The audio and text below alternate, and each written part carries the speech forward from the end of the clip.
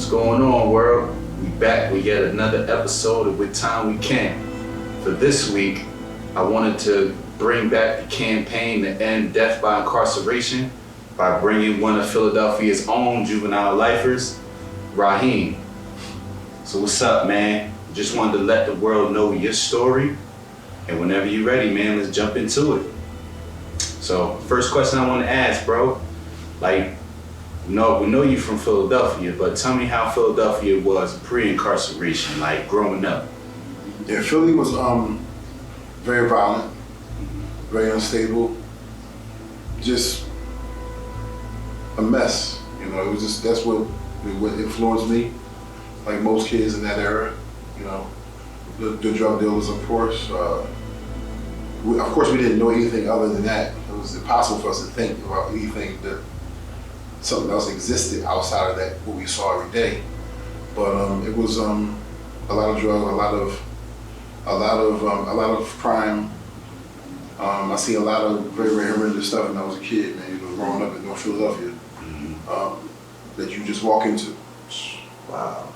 Did you have like, what was your family structure like growing up? I know North Philly is like a impoverished community. It's underdeveloped, you know, place without, you know, really high educational systems. Like, was your family, mom, dad in the house with you, or? No, my mother and father were separated because my mother started using drugs, and my father, he didn't. And we were basically raised by my mother until she lost custody of us, 5 boys, when her drug habit got out of control. And then my grandmother was awarded custody of us after the state tried to separate all of his boys. She fought for custody and was able to keep us. And we moved from 15th and Erie to Park Avenue Pike. Is that still North Philly? Mm-hmm. Still Erie Avenue, yeah, it's the same. Just across the board, just across the border. Okay. And all right, so your mom is out there in the world doing drugs. So was your father on the street able to take care of you guys? My dad did what he could by coming to spend time with me and my oldest brother. We have the same father. There are, at one point, there is 3 different fathers for us 6 kids, 5 boys and 1 girl. My little sister Moesha, was the youngest. My father would come and spend time with all of us when he could, but in particular me and my oldest brother, who were his 2 actual kids. And spending time with my dad was like everything. Wow. You know, like I would like yearn just to see, know my dad was coming. You know, that Wednesday or that Saturday where he'll call, hey, I'm coming to see my boys tomorrow. You know, make sure that, you know, after school, whatever, you know, I'm taking them to school, whatever. He would do stuff like that, you know what I'm saying? I bring him some clothes, you know, that kind of thing. He would bring all of us stuff. You know what I'm saying? He wouldn't, just choose me my oldest brother because, you know, we were all brothers, you know? Yeah. So my dad was that kind of dude, you know what I'm saying? And when he would come, man, just my whole world would light up. Like, we'd be out playing in the street, and my dad, we'd see my dad walking down the street, and we just stopped what we doing and running. My dad he would let us run to him. He would put his arms up over his arms, and I'd be on one side, my brother would be on the other side. My dad would literally squat us in the street like him. My dad was really was a big dude, muscular dude, and he was everything to me, man. He died when I was 12, and it literally crushed me. It took everything from me, all my common sense, all my passion, whatever he was teaching me. It went out the door. You know what I'm saying? Like, you know, just the end of my world. You know, I had no other joy but my dad. I mean, my mother was equally as loving. You know, so was my grandmother and everybody else in my family, my uncles and stuff like that too, my other uncles, my other aunts. But Pop, you know. He's a superhero, you know? Yeah, he was a guy. So after your father died, you said that you lost all common sense, which is normal, you know, for you know, anybody. So let's dive into that. Like, what types of things would you get into now that you don't have your Superman anymore? I started I always had maintained good grades in school. That's because of the influence of my grandmother and my Aunt Teresa, who was first college graduate in our family. So I started to not listen to reason. Like I would see things and I used to question. I would talk to my dad about it. But Dad, I seen this thing, whatever. This guy beating this girl up. Or I hear these, what's these sounds over here and people getting shot. What is that? And my dad would tell us, Mm-hmm. And it's like now it's like he wasn't there anymore to explain. Now I'm becoming more inquisitive about what's really going on. I started getting myself involved in it. When we moved from across Broad Street, I probably started selling drugs at the age of 14. Okay. Just down the street on Pike Street, I started, running with the older guys and getting involved. And some of my friends, we all, had access to guns and all that kind of crap. But on 15, see, I was raised on 16th and Erie. Just outside of Broad Street was so much different, so much more violent, so much more stuff going on. Okay. In that perspective, Okay. I just lost touch with everybody on that side. I just turned into a dickhead. Now, why did Grandma, right? Y'all live with Grandma. So why did she decide to move over there, especially when she always lived there. Okay. She always lived on Park Avenue. And that's okay. Yeah, my mother's mother always lived over there. And my mom, we lived, she lived on 16th Street, 15th Street, we were on the corner of the block. So when she lost custody of us, we obviously went to my grandmother's house outside of Broad Street. Okay. And it's funny because just on her block, Park Avenue, it's like utopia. It's like, it's the grass and the flowers and it's like, all that kind of stuff, all the girls on the block, everybody friends and having fun and all this. Just down the next block though was a whole different situation. Wow. It just, we would like this is the era of, it's probably what made me more inquisitive. Mm-hmm. It was at a time. This was the era of your old heads, or the old heads that was out on the block, on the corner, wouldn't let the kids see what they was doing. Oh, okay. They would make us cross the street, go over that side, and don't look over here. Keep your head straight. You know what I'm saying? Mm-hmm. And that kind of thing. I always like, what's going on with all these cars and people hanging around and playing dice and stuff, like all this money on the ground, all this, people pull up and all these rims and all. Like, what the heck is going on with that? You know what I'm saying? Like I said, I lost reason. And that became more attractive to me than going to school. Okay. You know what I'm saying? And then I eventually, was pushed to a challenge, I think. Okay, you want to sell drugs, young boy, huh? You know what I'm saying? Huh? Here go this gun. Go ahead. I brought the money back, I flipped that, got a bigger pack, repeat. And that was your introduction. Yeah, so I buy my own clothes. Start smoking weed, start getting involved in, the regular dickhead shit that is that life. Mm-hmm. And then I lost my way for a long time. Wow, and this all started at 12 years old. Yeah. Like right after your father passed. Yeah. Well, 12, 14. Yeah. All right. So we getting closer. Now let's talk about the events that led up to the incarceration. I know you was selling drugs, you was out there. Did that have a direct correlation with your incarceration and getting sentenced to life? Yeah, we were high. Mm-hmm. It was that particular day off of Angel Dust. Okay. Probably it was literally my second time doing it. Wow. And I just remember just not being in the space. Mm-hmm. I remember being there and all that. I just don't remember a lot of the details. Right. Right. You know what I'm saying? Until after I got in court. You know what I'm saying? Then, then these things were, at least were pictured, Okay. So it's the worst day of my life, man. Mm-hmm. It's the worst time. It was the culmination of all the bullshit that I was involved myself with. Yeah. Wow. It's a heck of a burden, man, to carry, man, every day, man. To be a person who was responsible for taking somebody out of this world. It's the worst thing in the world, bro, to carry that. I carry it every day, bro. I try to smile and all that, but it's heavy, man. But I can't, I have to move forward. I have to try to carry it the best way I can. Yeah, man. I mean, you were a young man that didn't know any better, man. You had your own things going on, so I just, I hope, you can be encouraged, man, and just know that, the Lord forgives you, you forgive you, everybody out here loves you, man, and we root for you. So, and that's real talk. But how old were you when that happened, bro? I was 15 and 16 when actually that particular day, 1995. 1995, wow.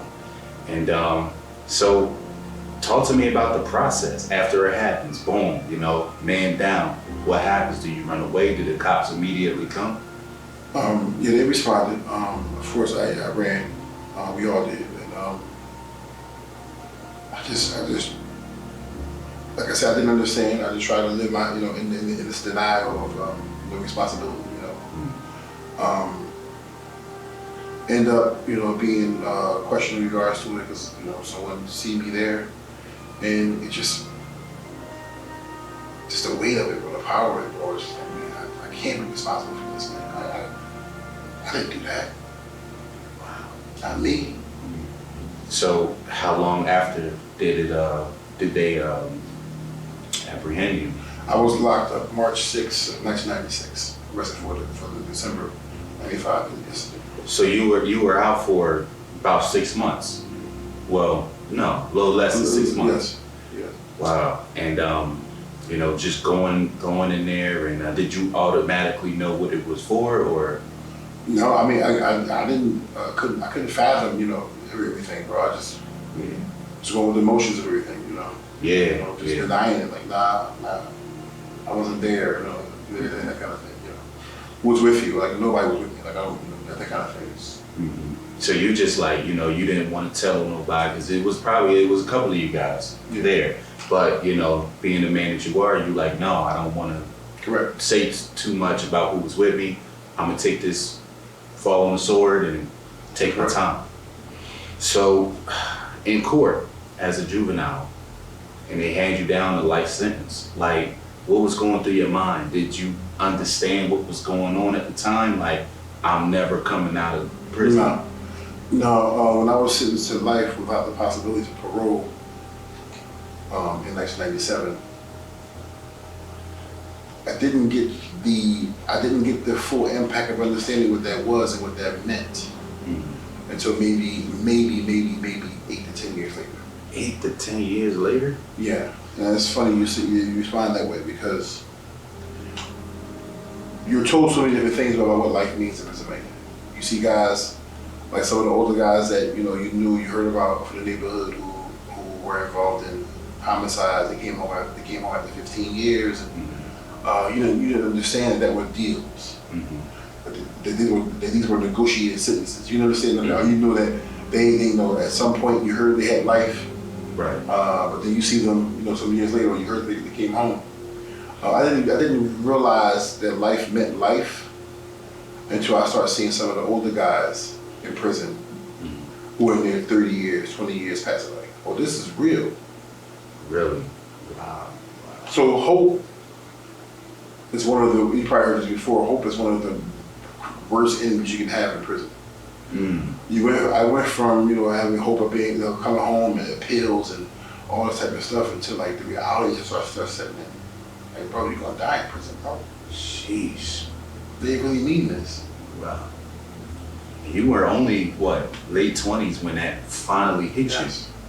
So, I mean, was it just a day or was it?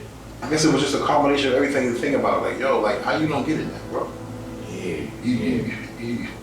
You didn't get it when Mr. Monk died?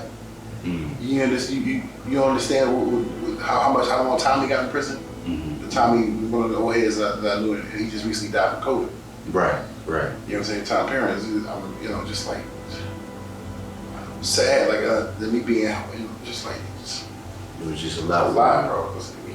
You running around doing dumb shit and you caught up in the hole, and just living this angry, this angry version of yourself, this frustrated version of yourself in prison, and you constantly being reminded that you're an animal, bro. You mean you're a lifer, What prison did you start off in? My first institution was Dallas, SCI Dallas. SCI Dallas? In Missouri County, yeah. And that's early 90s, right?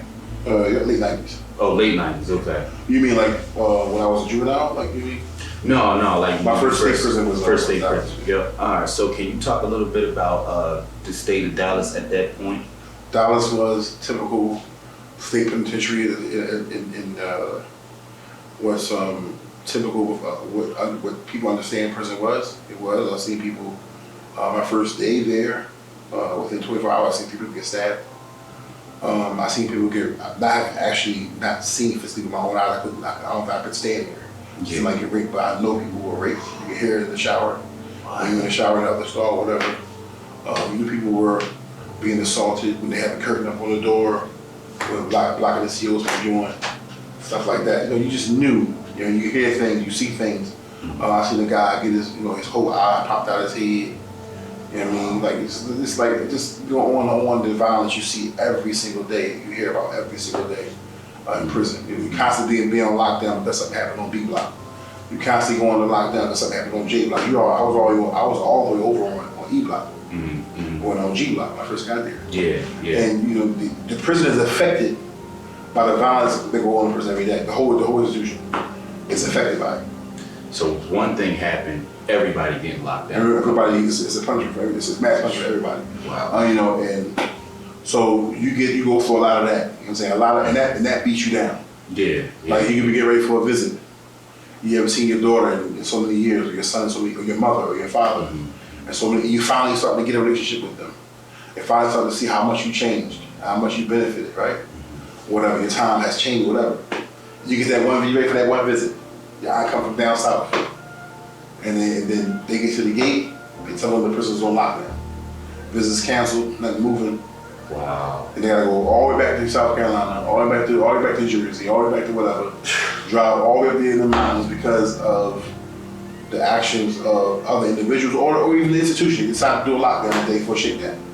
You know, it's just like it's you constantly, you know, you want to go to chapel that one day, that one Friday is I'm gonna go to Jumu'ah. I'm ready. I need to hear this. I need to hear a reminder. I want to go to church. I need to hear that reminder. I need to hear that thing. Yeah. Something to get me through. Right. Cancel. No movement. Oh man, yeah, that gotta be the most stressful feeling in the world, man, and especially going through it at such a young age. You know, you're a lot stronger than what you give yourself credit for, man. Because it's I would be shitting bricks, crying every day. There was a lot of that. A lot of guys lost their mind. A lot of guys became a victim of prison. I mean, in every sense of the word. You know, they couldn't cope. You know, a lot of guys killed themselves.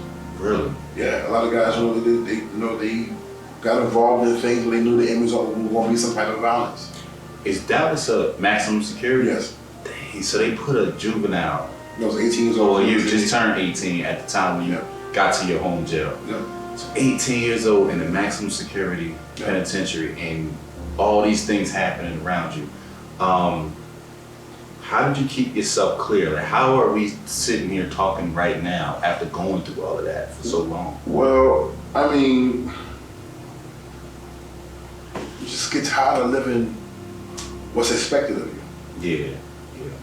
You know, you get tired of being what you're supposed to be.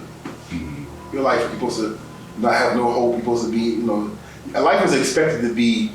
You know, like I remember it used to be a saying that the guards would say, "Yeah, I gotta put you in the cell, but you know, I put you with a lifer. You're a lifer though. Now, I don't know if you got a problem with that because you're expected to be, you know, the Bogart the cell. It's my cell. It's my home. You know what I'm saying?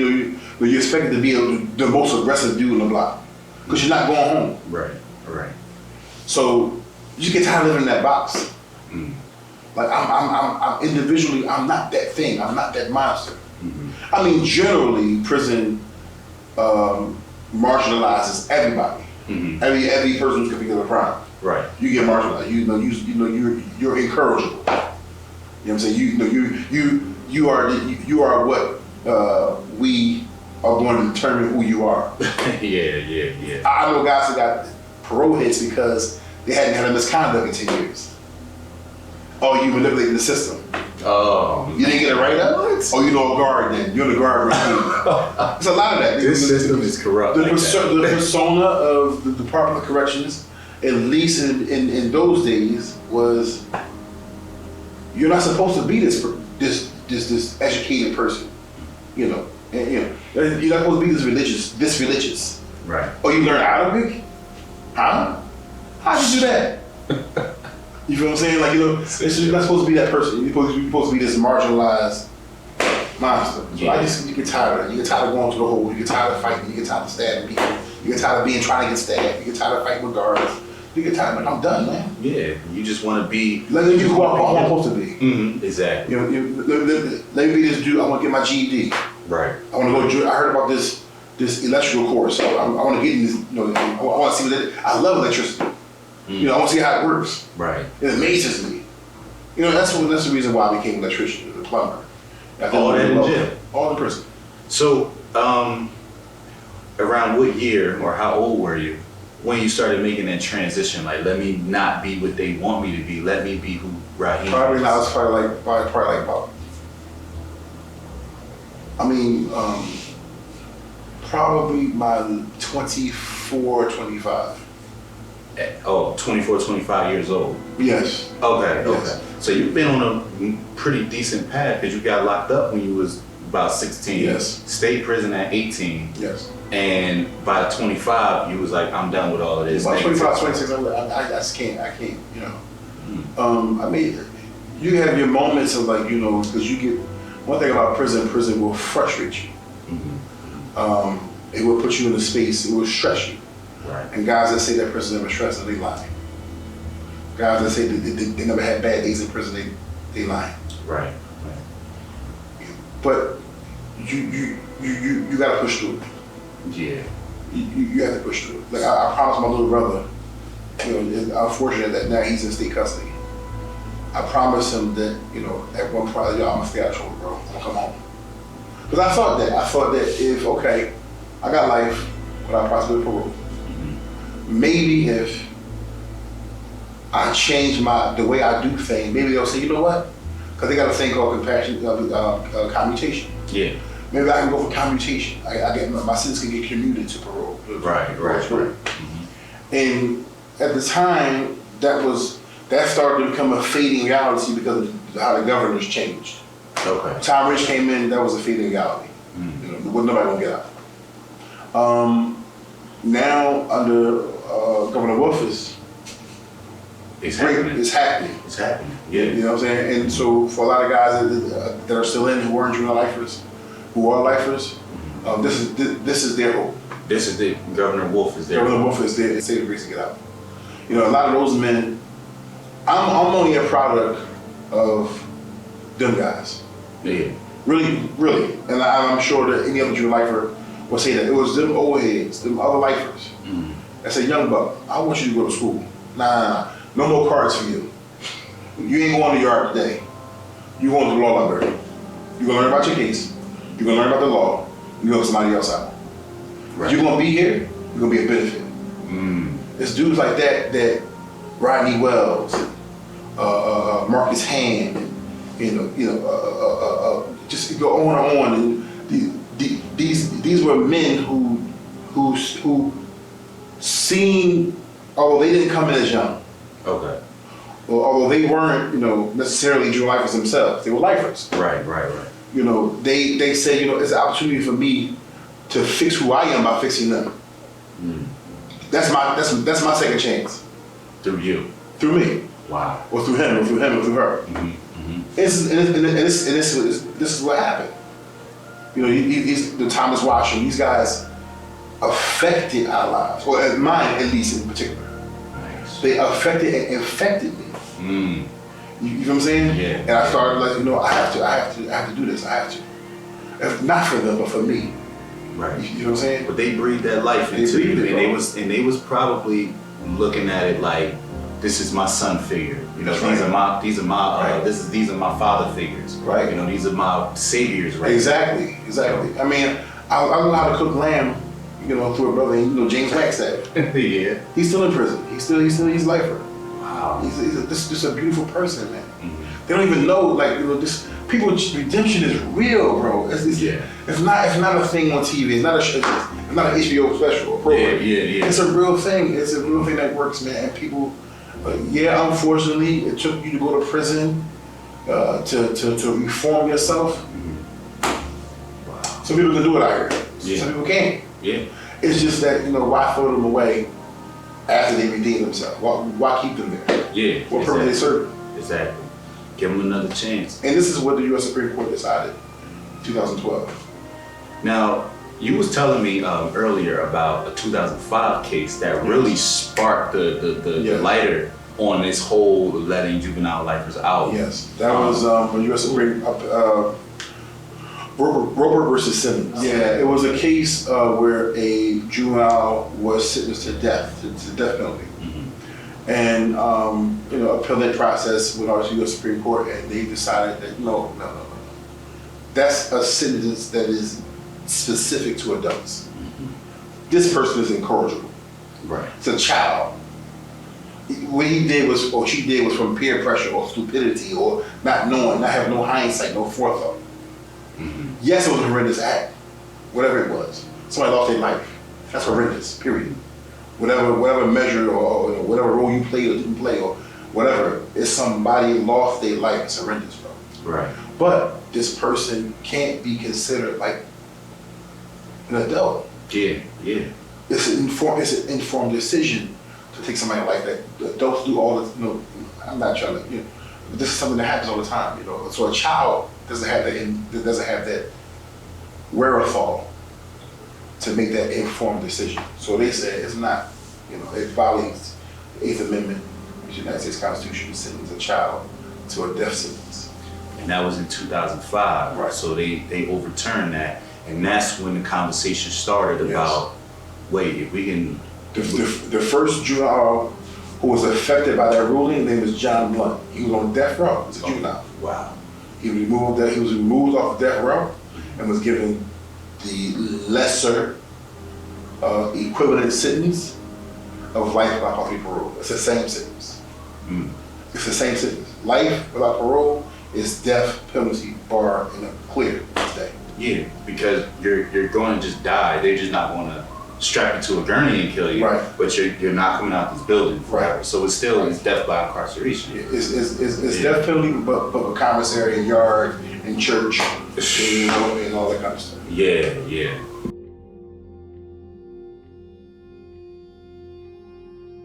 I have a case. Okay.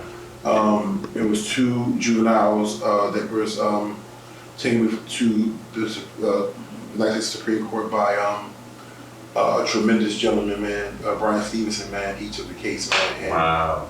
He fought that for us. Mm-hmm. Brian Stevenson, if I ever get the opportunity to meet that dude, bro. Yeah. He got a bear hug coming to him, bro. Not a handshake. He got a bear hug, bro. Right. I love that man. Wow. What's the movie he came out with? Just Mercy. Just Mercy. The book is tremendous, man. And it took me a while to understand. I actually took a college course on that book. Yeah? Yeah, at Chester. Okay. Just Mercy. And you ever had this slow down the title? No, literally, just mercy. That's how you deal with it. Just be merciful. Wow. You know what I'm saying? Yeah. And Brian Stevenson took that case to the U.S. Supreme Court in 2012 and won the argument that it would prove a violation of the 8th Amendment to sentence a child saying that he can't change. Because before Miller's Alabama, they considered juvenile lifers as super predators. Mm-hmm. They literally refer to us as super predators. You did that at 12, 13, 14, 15, 16, you are a monster. Mm-hmm. You can't change. Right. You're a disgusting animal. Wow. But Brian, was able to let that court see that there is incorrigibility here. Yeah. People can change. And it wasn't, if not for that, after the grace of God, man, I still would have been, standing in the commissary line. I still would have been, waiting and hoping to go to chapel. Waiting and hoping to go on a visit. Wow. Watching out where, Who's stabbing who? Am I next? So I gotta pop somebody. You know what I'm saying? And just like. So that was in 2012. Brian Stevenson was the one who Yes, sir. brought light to it. Yes, sir. And then, so after 2012, and you heard that. And his Equal Justice Initiative. Oh, yeah. EJI. His group. Yeah. EJI, excuse me. Okay. Now, you were released in 2019. Yes. So from 2012 to 2019, was there a sense of anxiety? Like, I can get out now. There was extreme sense of anxiety. This applied to me because, originally, which we know, any decision that the U.S. Supreme Court makes is a decision for the country. Yeah. It's not individual. It's not. This is why the court is. That's why it's the highest court of the land, because it's the decisions for the land. So Pennsylvania tried the nonsense of saying, "Oh, it wasn't retroactive." They didn't say that it applied to every individual after the decision. Right. So Pennsylvania came up with this clause of because of their ruling, they came up with a clause that excluded juveniles who were sentenced before that date. We were excluded, and they dealt with individual juveniles who would be sentenced after that decision. So they tried to box us out, but a Pennsylvania ruling, excuse me, it had to go back up to the U.S. Supreme Court again, and they said the words retroactive. I mean, in a sense. Okay. But then of course they had no choice. They had to release everybody. Wow, man. And what year was that? I got released in 2018. 2018. So that's when. September 2018. And that's actually when the first time I heard of a juvenile lifer coming home was like 2017. You started hearing it in the paper. So how Philadelphia County, dealt with their cases was that they took the individuals who had the most time in first. People who were in prison for 45 years, 35 years. They sentenced them first. Okay. And then they got down to the guys in their 20s. Okay. And that was me and a lot of other guys. A lot of other guys, okay. So then you came home 2019.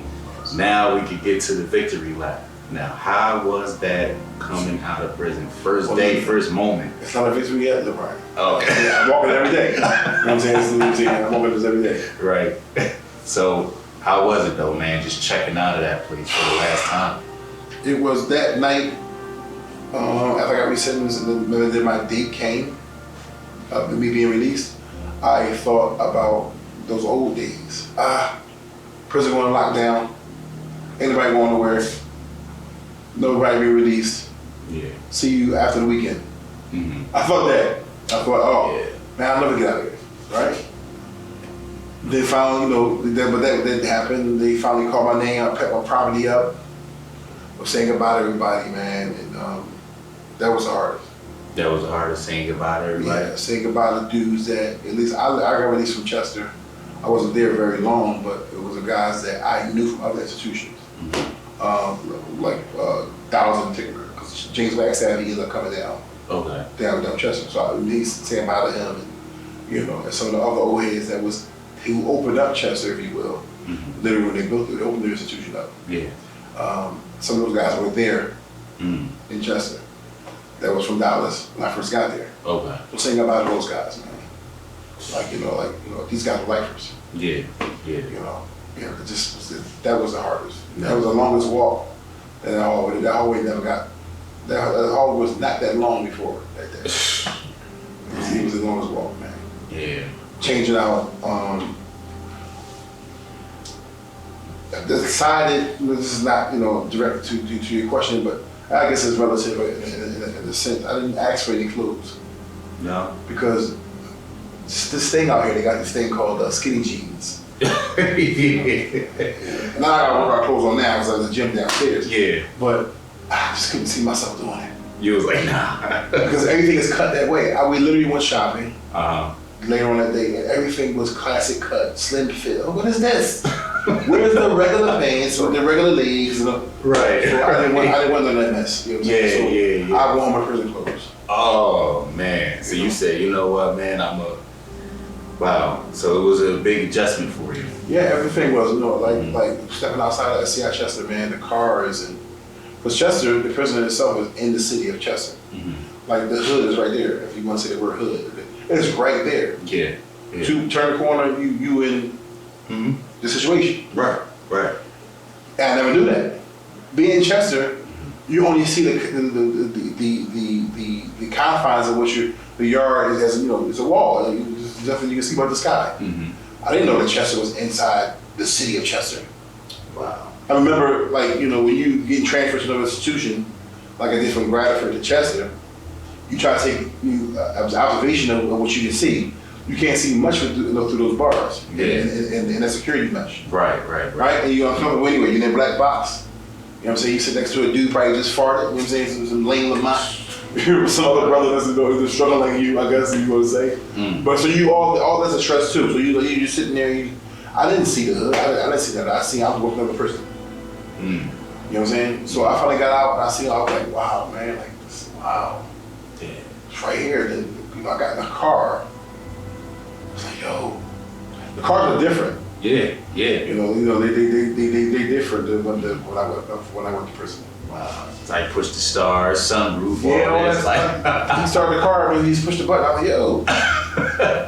That's how it is, man. Like, you know what I mean? So I playing with the window. But it's no weird stuff, man. Wow. I just was like so happy to be out, man. Got something to eat.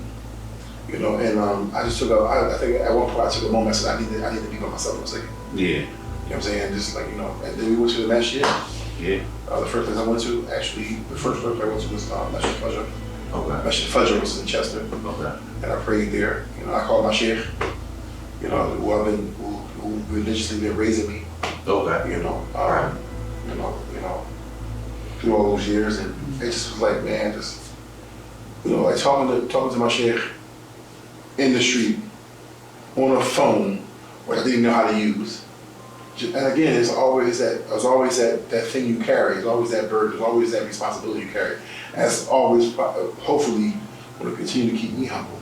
That's good, man. Because because I'm Muslim, I haven't done drugs, drank, none of that mess. I don't. For all this time, you might look. I'm good.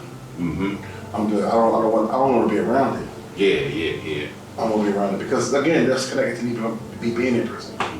With drugs. I got a tremendous aversion for drugs. Getting out of prison, I know juvenile lifers were able to come home, but you still got life parole, right? Yes. So lifetime supervision. Yes. Can you speak on like how your parole officer was? Like when you come out, don't you got to talk to them within the first 3 days or whatever? Unfortunately, I had a unreasonable experience with my first parole agent. Yeah. He put on me unreasonable expectations. 2 days out of prison, 3 days out of prison. Wow. And just coincidentally, I was actively involved in doing those things, like getting identification, getting my social security card. I was actively involved in that. I was literally doing it. Yeah. But me finding that, you expect me to, here's an address, go to this address, and make it and talk to these people and get your ID. Where the heck is this at? Yeah, like. All I know is Follies Road. Right. That's what Dallas was. Right. I know that's the only address. I know the address I grew up at.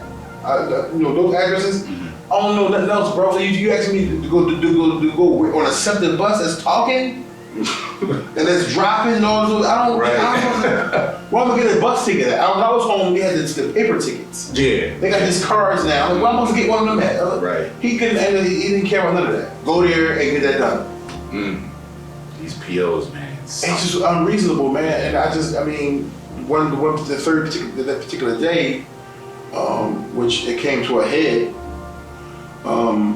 he basically threatened me with some type of sanctions. I'm thinking I'm about to go back to prison because I can't get a piece of paper. Yeah. I just broke down in tears, man, on JFK Boulevard, man, like a baby, man. Yeah. People looking at me, I didn't even care. I didn't even care. I just thought I can't live that again. I can't go back to prison. Yeah. I can't. So I'm not doing anything wrong. Right. So, like, did you handle that situation? Like, did you talk to somebody? What I did, I called the supervising agent, and she was able to give me immediate assistance. Oh, yes. And and remove him from my case. Okay, I'm glad. And after that, well, the DOC actually did something that they, I think, was to prepare for. Mm-hmm. They started training parole officers to deal with the speciality of juvenile life. Okay, yeah. So we got parole officers that were specifically trained to deal with our anxieties and our stresses and stuff like that. Yeah. I like that, man. I like that, and It that's was a good move. It really was. It really was. And I know you know, I'm sorry you had to go through that, man, but it might have opened the door for that training to even take place. I would like to think so. Even to this day, like you're saying, like my agents I had after him, Mm-hmm. they've been nothing but helpful. Nothing but helpful. Okay. Nothing but helpful. Period. I pay my dues. We responsible for paying monthly dues of parole supervision. Mm-hmm. We get random piss asses and cordial or quarterly urine tests, all those things. But it's been respectful. It's not been like something like it hasn't been nothing monstrous. You know what I'm saying? Right. It's always a courtesy call, or you call. I always call my agent. I always text him. Always. I'm always in communication with my agent. Okay. Always. And he or she is like, go ahead, do what you got to do. Be safe. You back in the county. I'm not back in the county. I'm safe. Mm-hmm. You know what I mean? Whatever. Wow. Here's my work schedule. Mm-hmm. Here's what if I'm working out, I work out here. Mm-hmm. That kind of thing. I think that's one of the things that guys don't take advantage of.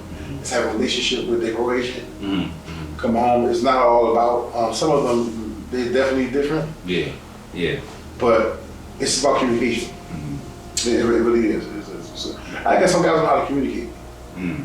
I did it for a while. As most of us did. That's real, man. I want to switch gears just for a little bit, man, because I remember in the beginning of this interview, you was talking about, having to live with your grandma and your mom being on drugs and your little brothers and your older siblings. When you were released, were you able to connect with your family? Yeah, I was able to make those gaps with my oldest brother who passed away. I was in prison. Mm-hmm. His children, I was able to connect with them. Okay. My baby sister, my youngest brother, his children. Okay. It's all been my aunts and cousins. It's all been a working thing. It's in progress. You know what I'm saying? Because a lot of them has passed away. A lot of the children, I don't know. Like literally, I was in, where was we at? Willie Grove Mall somewhere, Uh-huh. and I ran into my cousin. He was like, "Saladin, what's up, cuz?" I'm like, then I realized who son he was. I'm like, "Oh my god, like it's crazy." Wow. You know what I'm saying? It's got a big family, and it's just they have to know and learn. They only heard, especially young ones, they only heard about you. Yeah. And what you did to be away from them. Right. You know what I'm saying? So you got to change the narrative. Mm-hmm. Change the narrative with your friends, change the narrative with your employer if they know and most of them do, or they can find out. It's a lot of correction. Yeah. You know what I'm saying? And for some guys, they don't. Unfortunately, the few guys that came went back to prison. Mm-hmm. Like I was trying to say earlier, I don't blame. I can't specifically blame them. It was just the psychosis. It was just the training that we had to succumb. Yeah. That came back and came back on them in the wrong way. Right. It left them not making an informed decision. Mm. They had like a survival mode. Like I don't got no bread. Like I gotta do something. The only thing I know how to do is this dumb stuff. You know what I'm saying? So let me do this dumb stuff real quick, and I'll be all right. But you get caught doing it. Yeah. That's why it's not an option. Right. You always will get caught for it. That's real. You always will get caught for it. That's real. So let me ask you this one last question, man. This was just an incredible, informative interview, man, and I humbly thank you for taking this with me, man. But you spent the last 24 years, well, minus the 2 that you've been home, but the last 24 years incarcerated, man, in a living casket, basically. So how do you see the next end of your life playing out, man? Like the rest of it. What do you want to Just accomplish? continue progress, man. Continue progress. Like I said, I want to do some things, man. Like job-wise, I want to explore myself. I want to, just expand my training. I want to learn new things. I want to do things differently. I want to do stuff like I want to go skydiving, bro. Yeah. You know what I'm saying? I want to do I want to do stuff like, I just want to just be polar opposite of what I'm supposed to be, bro. Yeah. You got. I love everybody, man. Like you said, everybody. Yeah. I'm really a kind dude, man. I'm not just, one time this girl told me that it's the face for me. Like, what the hell that mean? Like the way you carry yourself, the way you look all rough. Come on, man. I'm my fault. Like I can't walk around with a smile all the time. Shit, come on, man. But I want to I want to live for. I want to live to change what memory I create. I want to change that narrative. I want to make me different. I'm pleased with who I am. I don't have a criminal thought. I don't want to be around criminal activity. I've had the opportunity to talk to the at-risk teens in about 2 different states. Philadelphia included, it's not included, but I think multiple things in Philadelphia. I like that. Yeah. If I say, I like the feeling that I get, Mm-hmm. Right. I like this, let them see, hey, listen, that's not what you want. Right. Be corny. Be a lame. Yep. Go to school. Mm-hmm. Like, be that thing that they saying that's not cool. That is thorough. Yeah. That is thorough. Learn about financial security, financial literacy, all that stuff. I wish somebody would do this for me. Yeah, that's what you need. You know what I'm saying? Like, hey, but listen, I see where you're going. You don't want to go there. Come here. Let me show you how to change this tire. Right. Let me show you how to change this engine. Yeah. Let me show you how to hook up these wires in this wall. Mm-hmm. Let me show you how to do this. I want to be that person that can say something different, but show them something different. Right. At the same time. Mm. I think that's what I'm doing. That's great, man. I know you got a good heart, man, and I'm just, I wish you nothing but the best, brother. For real, man. But listen, another episode in the books. With time we can. We out.